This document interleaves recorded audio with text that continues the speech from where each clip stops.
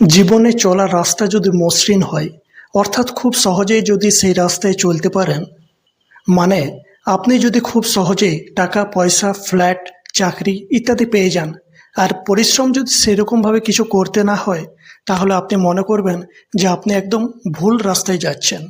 আর যদি রাস্তায় চলতে চলতে বারবার বাধা আসে, বারবার হোঁচট খান, প্রতি পদে আপনাকে সমস্যার সম্মুখীন হতে হয়, তাহলে আপনি নিজের গন্তব্যে পৌঁছাতে পারবেন না। সেক্ষেত্রে আপনার গন্তব্যে পৌঁছাতে, মানে টাকা পয়সা ইত্যাদি পেতে হয়তো লাগতে পারে একটু বেশি সময়, কিন্তু তখন আপনি মনে করতে পারেন যে আপনি একদম সঠিক রাস্তায় যাচ্ছেন। কারণ ধৈর্যের ফল সবসময় মিষ্টি হয়। আর খুব সহজেই যদি কিছু পেয়ে যান, সেটা অনেকটা দিল্লি কা লাড্ডুর মতন। মুখে ভরছেন তখনই মজা, তারপর কিন্তু আর তার কোনো অংশ পাওয়া যাবে না।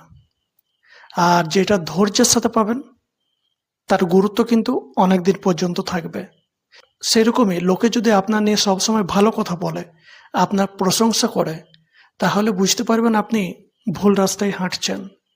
আর লোকে যদি আপনাকে অপমানিত করে, লোকে যদি আপনাকে নিয়ে কদর্য ভাষায় কথা বলে, তখন বুঝবেন আপনি একদম সঠিক রাস্তায় হাঁটছেন।